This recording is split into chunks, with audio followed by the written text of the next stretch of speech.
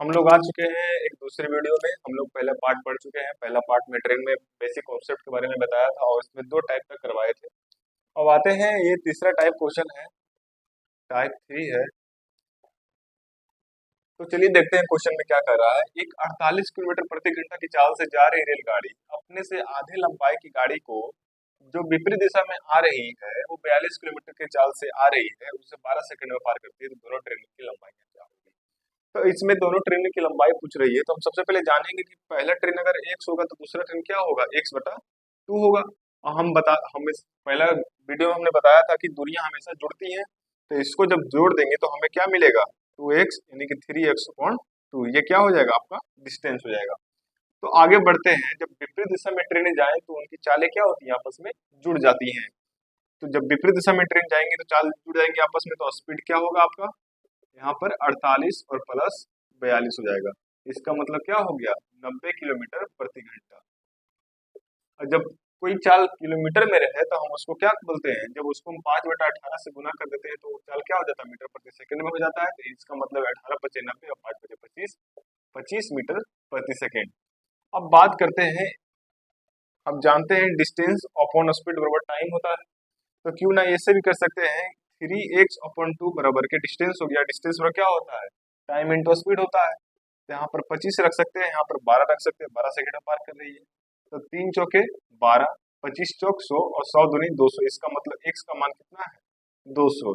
तो तो एक दूसरे का क्या था, लंबाइयां एक आधी थी। तो पहला रेलगाड़ी अगर 200 मीटर का होगा तो दूसरी रेलगाड़ी कितनी मीटर की होगी, 100 मीटर की होगी। इसका आंसर हो जाएगा।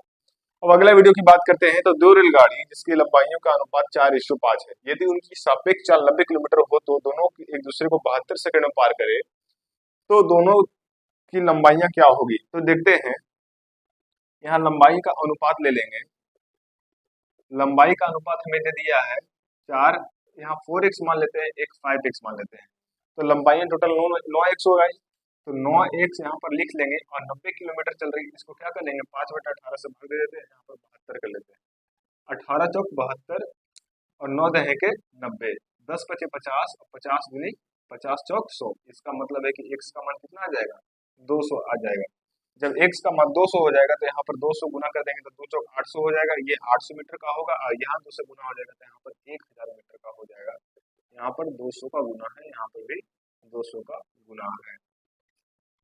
और प्रश्न को देखते हैं, तो एक प्रश्न है कि 525 मीटर लंबी एक ट्रेन जो 36 किलोमीटर प्रति घंटा की चाल से जा रही है और एक विपरीत दिशा में आ रही ट्रेन को 90 किलोमीटर प्रति घंटा की चाल से उसे 35 सेकंड में पार कर जाती है, तो दूसरी ट्रेन की लंबाई पूछ रहा है। तो सबसे पहले लंबाई अगर पूछ रहा है तो हम पहले जानते हैं कि डिस्टेंस हमेशा छूट जाता है।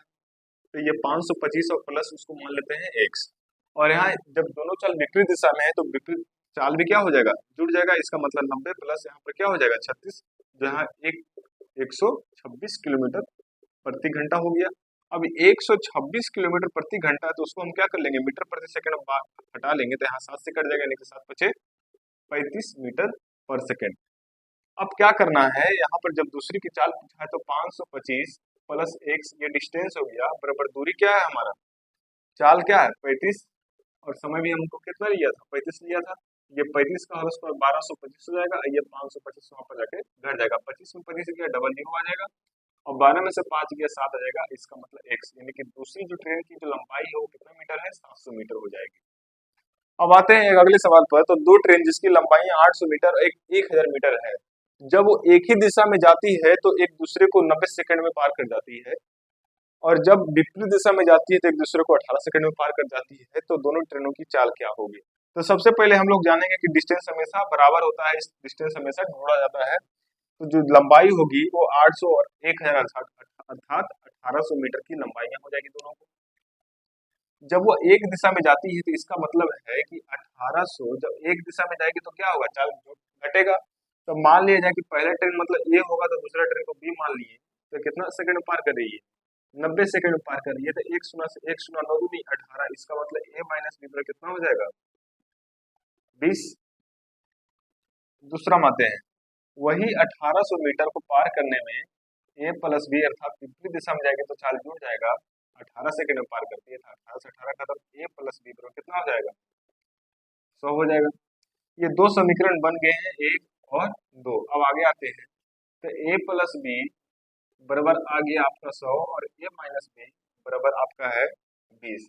तो दोनों की अगर चाल पूछ रहा है तो क्या करेंगे, 2a बराबर के इसको जोड़ दीजिए तो 120 हो जाएगा, तो इसका मतलब a बराबर कितना हो जाएगा 60 किलोमीटर प्रति घंटा। और अगर ये 60 चल रहा है तो b का मान कितना होगा, 40 किलोमीटर प्रति घंटा की चाल से वो चल रहे हैं। धन्यवाद। नहीं, यहाँ पर मीटर प्रति सेकंड होगा, एक सॉरी, यहाँ पर 60 मीटर पर सेकंड और 40 मीटर पर सेकंड की चाल से एक दूसरे की ओर बढ़ रहे थे। धन्यवाद। तो अगली वीडियोस के लिए वेट करें, और वीडियो अच्छा लगे तो लाइक और सब्सक्राइब करें जरूर। Thank you.